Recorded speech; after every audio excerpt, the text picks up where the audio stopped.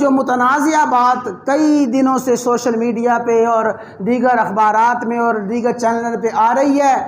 Transgender جو ایک بل منظور کیا گیا 2018 میں منظور ہوا، پھر اس کی قباحتیں جب سامنے آئیں، مذہبی حلقوں کو پتہ چلا کہ یہ ٹرانسجنڈر جو بل ہے اس میں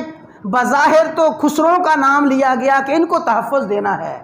اور یہ خواجہ سرا ان کے حقوق کی بات کرنی ہے، لیکن اس میں کئی ایسی دفعات شامل کی گئیں جو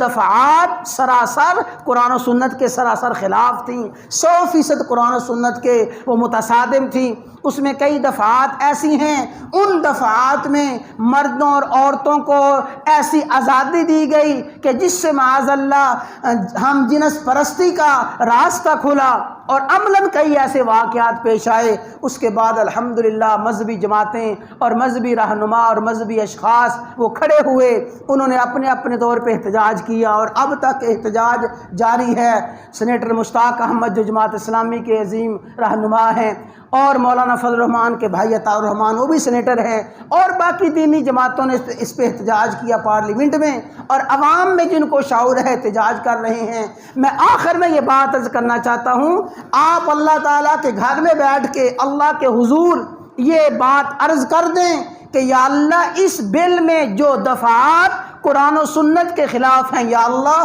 ہم ان سے بغاوت کا اظہار کرتے ہیں،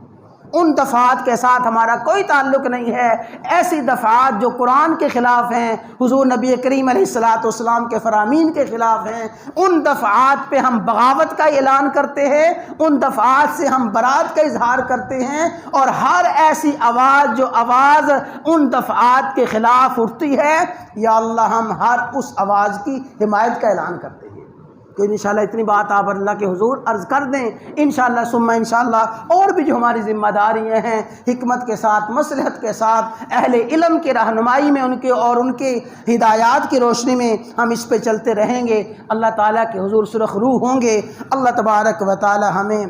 ہر وہ حکم پورا کرنے کی توفیق عطا فرمائے جس میں اللہ کی رضا ہے، حضور نبی کریم علیہ السلام کی اتباع ہے۔ اللہ ہمیں ہر قرآن و سنت کے خلاف حکم سے بچنے کی اور اس کے نفاذ سے روکنے کی اور رکنے کی اللہ تعالی ہمیں توفیق عطا فرمائے۔